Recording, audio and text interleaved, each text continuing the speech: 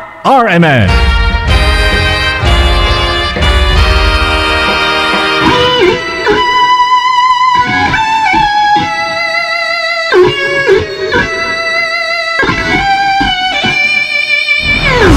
Ito ang nag-iisang pagbabalita sa radyo na tunay na napapakinggan ng Pilipino sa buong bansa, sa buong mundo. Kasama si Buddy Oberas. Live mula sa RMN News Center, Manila. Ito ang KBP Golden Dove Best News Program. RMN News Nationwide. Ngayong tanghali sa RMN News Nationwide. Kumpirmadong patay sa bagyong Quinta. 4 na ayon po sa NDRRMC. Quinta tuluyan ng nalusaw. Baril na mga pulis sesilyuhan na sa Desyembre 29 para maiwasan ang indiscriminate firing. Mga kumu-question sa PICOS machines binuwaltahan ng COMELEC. Sinasabi nila, pirated. Saan mo nila nabuhay yun? Kung nababahala ho yung mga hindi nakakaintindi, bahala na ho sila. Isa sa mataas na opisyal ng Aman Futures Group lumutang sa DOJ. Balitang pangnegosyo, mga 100 taong gulang na mga lolo't lola sa Makati bibigyan ng 100,000 pisong incentive. At abroad, dating South African President Nelson Mandela nakalabas na sa ospital. Samantala, dating US President George H.W. Bush ipinasok naman sa ICU. Buong bansa, isang boses ng balita. RMN News Nationwide. Sa Pilipinas, maraming radyo pero iisang network lamang ang may pinakamaraming numero 1. DYHP Cebu, number 1. DYRI Iloilo, number 1. DXDC Davao, number 1. DXRZ Zamboanga, number 1. DXCC Cagayan de Oro, number 1. DYHB Bacolod, number 1. Sa kasaysayan ng radyo sa ating bayan, sa iisang tahanan lamang nagmumula ang mga number 1. RMN, pinakamaraming nakikinig. RMN, pinakamaraming natutulungan. RMN, pinakamaraming advertisers. RMN, pinakamaraming number 1.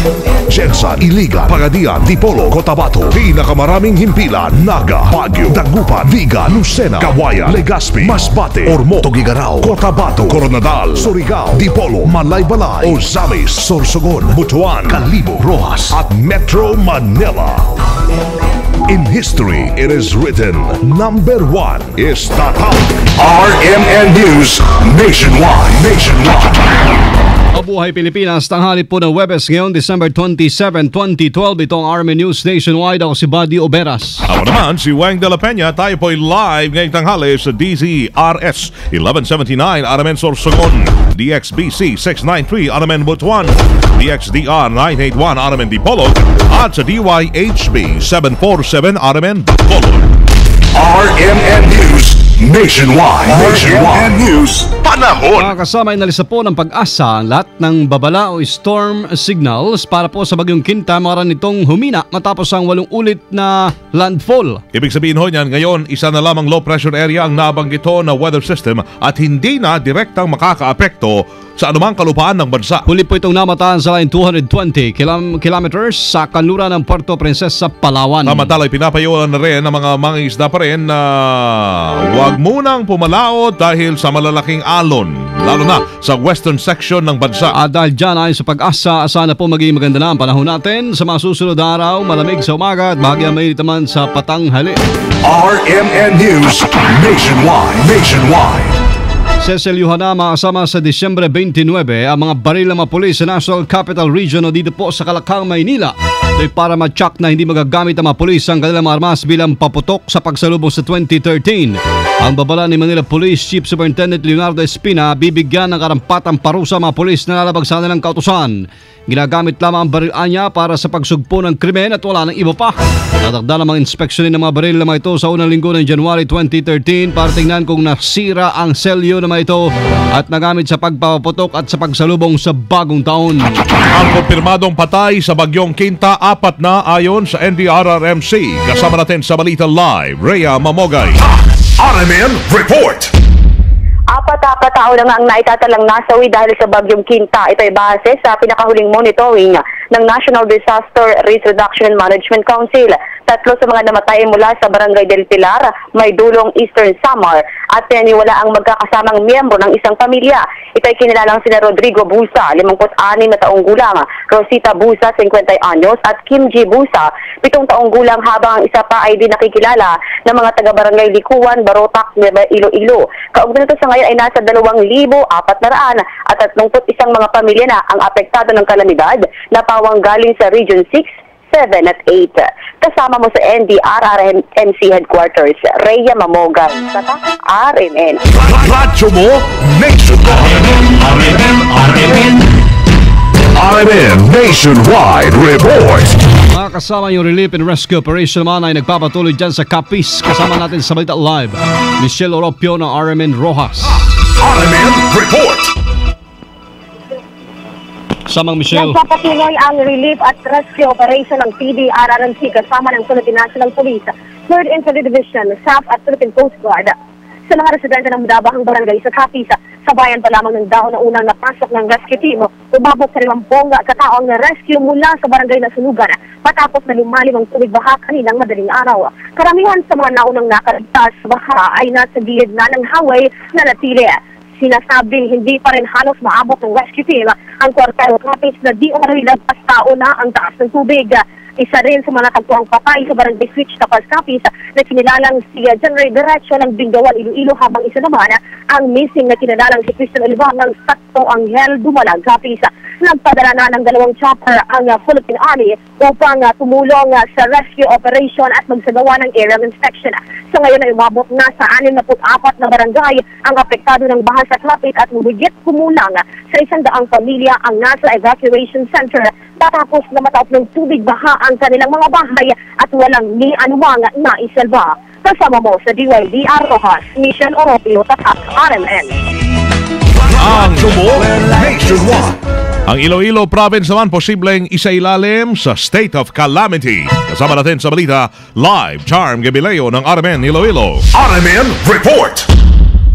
Nagpatawag ng emergency meeting sa Provincial Administrator Raul Banyas upang i-convene ang Provincial Disaster Risk Reduction Management Office na mag-propose na ideklara sa ilalim ng state of calamity ang lalawigan ng Iloilo dahil sa hagupit ni Bagyo Quinta. Magpapatawag naman ng special session ang sangguniang panlalawigan para tuluyan ang ideklara under the state of calamity ang province.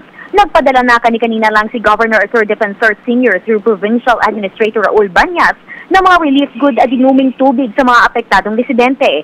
Naghanda na rin ang Provincial Health Office ng mga gamot na kakailanganin ng mga biktima ng matinding pagbaha laban sa mga sakit na maaaring makuha ng mga ito dahil sa pagtaas ng tubig sa kanilang kabahayan. Sa ngayon ay nakafocus ang rescue operation sa bayan ng Zaraga, Putotan, Barotac Nuevo at Dumangas kung saan hindi pa rin sumasubside ang tubig. Kasama mo sa DYRI RMN Iloilo ang bagong number 1 sa Metro Iloilo. Charm Gabileo, Tatak, RMN. Tumo Nationwide. Samantala, isa ang naitalang patay sa flash flood dyan sa Kalibo. Kasama natin sa Balita Live, Ralph Maipa ng RMN Rojas. RMN Report. Isa ang naitalang patay matapos na manalasa ang flash floods na dala ng bagyong Quinta sa 7 kabayanan dito sa lalawigan ng Aklan. Kinilala ang fatality na si Nilo Ikawalo, 54 years old, ng barangay Tabuan, Malinaw, Aklan, matapos itong malunod. Halos ikinagulat ng lahat ng mabilisang pagtaas ng tubig baha na umabot lagpas tao ang lalim na alas 11 ng gabi kagabi at sinabayan pa ng pagkawala ng supply ng kuryente. Ayon kay Mr. Galo Ibardolasa, Executive Officer ng Provincial Disaster Risk Reduction and Management Council, umabot sa 3,100 persons ang evacuees mula sa 7 kabayanan mula ng Kalibo, Numancia, Bangal, Libakaw, Madalag, Leso at Malinaw. Samantalang nakasakit naman ng mahigit 70 katao ang mga kawani ng 12 IB Philippine Army sa bayan ng Bangaklan. Dahil na rin sa lalim ng tubig baha, inabot rin ang ating transmitting house sa Barangay Bulwang at nasira ang bahay ng ating chief technician na si kasamang Anthony Inostro. Samantala, ginaganap ngayon ng emergency session ng sangguniang panlalawigan ng Aklan para ideklarang o isa-ilalim sa state of calamity ang lalawigan. Kasama mo sa RMN Kalibo, Ralph Maipa, Tatak, RMN. Radyo mo nationwide. Dapat naman na kalsada sa Albay nananatiling sarado dahil sa baha. Sama natin sa Balita Live, Angel Ronquillo.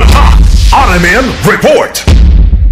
Nananatiling ang sarado sa daloy ng mga sasakyan ang ilang kalsada sa Albay Province. Ayon sa Department of Public Works and Highways, sarado sa mga motorista ang 4 na kalsada dahil sa mataas na tubig baha. Kabilang na nga dito ang Balagibang Section, Paklas Section, Libon, Bacolod, Buga Road, particular ang Ologan, San Isidro Section at Ligao, Tabaco Road. Puso dito pinapayuhan naman ng DPWH ang mga motorista na dumaan muna pansamantala sa mga alternative routes.